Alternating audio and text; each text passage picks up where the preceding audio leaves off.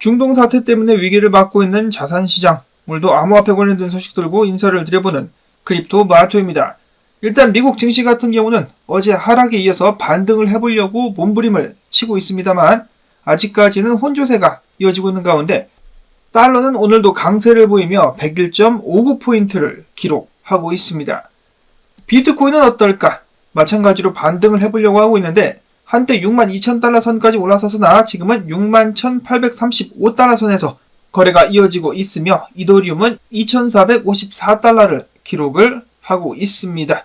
다음으로는 미국 노동시장 관련된 업데이트가 나왔습니다. 9월 민간 고용이 14만 3천 건 증가하면서 전문가들의 예상치인 12만 8천 명을 넘어섰습니다.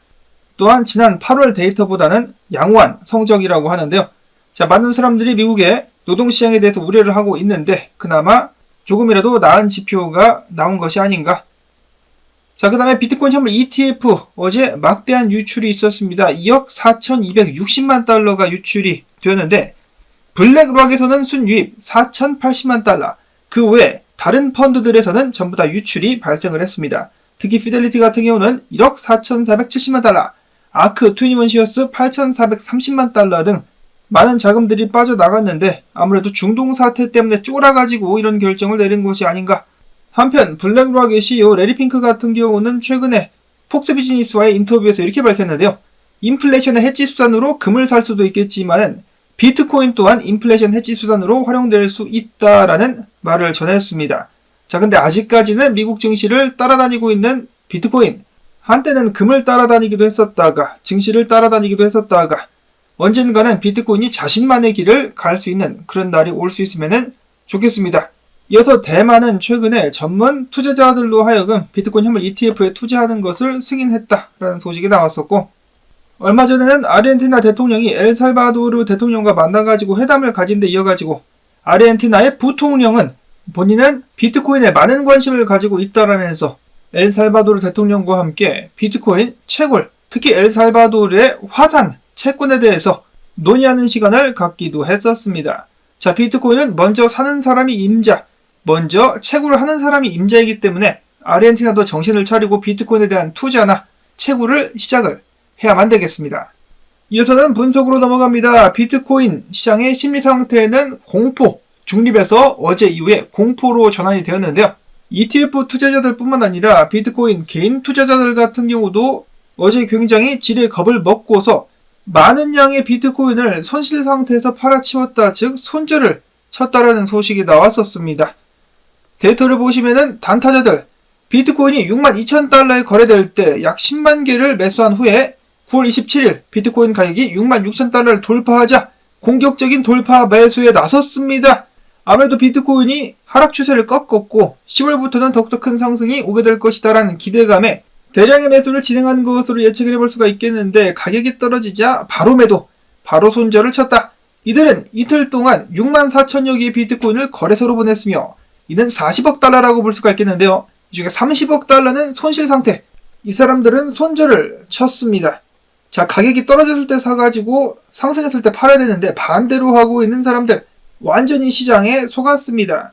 물론 역사적으로 10월달부터 크게 상승했었기 때문에 여기에 베팅을 했었다라고도 볼 수가 있겠는데요. 이들이 만약에 몰빵을 하지 않고 분할 매수를 들어갔었다라면은 아마도 떨어졌을 때 물타기를 선택하지 않았었을까라는 생각이 듭니다.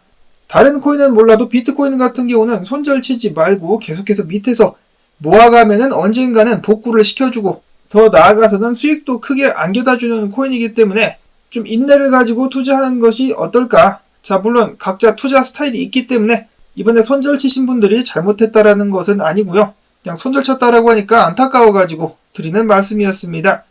그리고 모든 사람들이 10월달부터 상승한다라고 이야기를 하자 반대로 가고 있는 비트코인. 9월달도 그랬었죠. 9월달에 떡락할 것이다 하니까 오히려 올라버렸었고 이번에도 반대로 가고 있는데 한 유명 분석가는 사람들이 기대를 걸고 있는 업토버, 떡상의 10월은 없을 것이다 라는 예측을 하기도 했었습니다. 10월은 오히려 계속되는 조정이 나오게 될 것이다. 누가 그런 말을 했느냐? 가장 유명한 온체인 분석가 중에 한 명이죠. 윌리 우입니다. 그는 이야기하기를 비트코인의 구조가 중기적으로는 약세에서 중립으로 움직이고 있으며 강세로서의 전환을 시도 중에 있다. 역대 최고가, 전고를 뚫기까지는 시간이 좀 걸릴 것. 비트코인은 앞으로 일주일에서 3주 동안 조정기간을 거친 후 다시 상승을 시도할 것이다. 고로 10월달 상승은 없을 거임. 10월은 횡보, 11월과 12월 상승 시도가 있을 것. 장기적으로는 여전히 강세를 예측한다라고 이야기를 했습니다. 근데 제가 여기에 잠깐 또 개인적인 의견을 첨언을 해보자라면은 11월달 이제 한 달 정도가 남은 것 같은데 대통령 선거가 있죠. 지금 미국 증시와 비트코인이 같이 다니고 있기 때문에 대통령 선거를 의식해가지고 펌핑을 주게 된다라면은 비트코인도 다시 상승할 가능성이 있지 않을까? 그런 생각 정도는 잠깐 해봅니다. 자, 그 다음에 QCP 캐피탈 같은 경우는 비트코인이 6만 달러를 내주게 된다? 그러면 5만 5천 달러까지도 하락하게 될 수 있겠다라고 이야기를 하는데 이어가지고 BW렌트는 뭐라 했느냐? 주봉 기준으로다가 7만 1천 달러를 뚫어줘야 비트코인이 떡상을 할 수 있을 것이다. 즉 주봉 차트에서 7만 1천 달러 위에서 마감을 해줘야 된다라고 이야기를 했습니다. 비트코인이 작정하고 쏘면 7만 달러 금방 갈 수가 있을 것인데 아직은 시기가 아닌 것인지. 자, 그 다음으로는 군바 분석가 이야기합니다. S&P 500 최근 상승 이후에 지금 하락이 나오고 있는데 조정이 나오고 있는데 지지 구간에서 버텨주고 있으나 만약에 해당 지지 구간이 빠지게 된다면 추가적인 하락 피보나치 비율로 0.618짜리인 5,550포인트 선까지 밀리게 될 수 있다 라고 예측을 했었고, 그러면 비트코인도 마찬가지가 아니겠느냐. 마찬가지로 비트코인도 지금 지지가 깨지게 된다. 6만 달러 지지가 깨지게 된다면 5만 8천 달러 선까지 내려오게 될 수 있을 것이다 라는 예측을 남겼습니다. 이를 위해서라도 S&P 500과 비트코인 지지를 잘 받고 버텨줘야만 되겠죠. 다행히도 비트코인 코인베이스에서 지금 현물 수요가 좀 있었다라고 합니다. 그와 함께 반등을 해주고 있는데 중요한 것은 저항을 뚫어야만 된다. 댄 크립토 트레이즈 분석가는 비트코인의 저항인 62,248달러 근방까지 올라섰던 비트코인, 이것은 지대로 된 반등일까 아니면은 베어리시 리테스트 저항 확인하러 올라간 것일까? 뚫고 올라가게 된다라면은 다시금 더 높은 상승을 이어갈 수가 있겠지만은 맞고 떨어지게 된다라면 당연히 약세가 이어지게 될 것. 트레이더 엑소 분석가는 어제와 마찬가지로 이런 식으로 내가 갈 거라고 예측을 했었는데 지금 그대로 따라가고 있다. 계속해서 반등 가보지야라고 예측을 하고 있었습니다. 비트코인 하베비 분석가 같은 경우는 오늘도 마찬가지로 쫄지 말라니까 지금 현재 2024년도 10월달이 작년 10월달과 똑같은 상황이 될 수가 있겠어. 작년 10월달 같은 경우도 이런 식으로다가 비트코인이 추세를 깨는 것처럼 밑에까지 내려왔다가 다시 말아 올리면서 상승으로 이어졌었는데 올해도 똑같다 이거죠. 지금부터 말아 올려가지고 다시 상승할 수 있을 것이다 라고 이야기를 했습니다. 자, 그러고 보니까 불과 1년 전에 비트코인이 2만 달러대였었네요. 야, 진짜 이때 더 많이 샀었어야 되는데. 반면에 비트의 추가적인 하락을 보고 있는 레몬 분석가 같은 경우는 비트가 6만 3천 달러대까지 넘볼 수는 있겠지만 결국 무너지게 되면서 5만 7천에서 8천 달러 선까지 하락하게 될 것이다 라는 예측을 남겼고, 도날드 꽥꽥 오리 선생 같은 경우는 많은 사람들이 공포에 질려가지고 비트코인 마치 빵원이라도 간 것처럼 와들와들 대고 있는데 내가 봤을 때 솔직히 이야기해가지고 지금 일어나고 있는 상황들에 대비를 해봤을 때 비트는 잘 버텨주고 있는 것 같다. 최근에 고점을 높인 비트코인 이번 주봉 마감을 보고 나는 그때 가서 판단을 내려도 늦지 않는다라고 생각한다라고 밝혔습니다. 좀 더 두고 봐야 된다.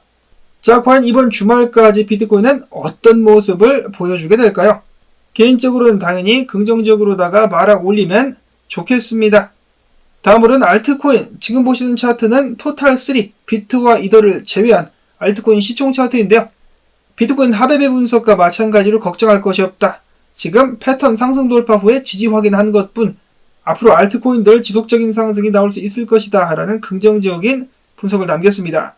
한편 이더리움 현물 ETF 같은 경우는 비트와 마찬가지로 순유출 기록 4,860만 달러가 순유출이 된 가운데 블랙박에서의 순유입은 없었습니다. 다음은 이더리움 차트 분석입니다.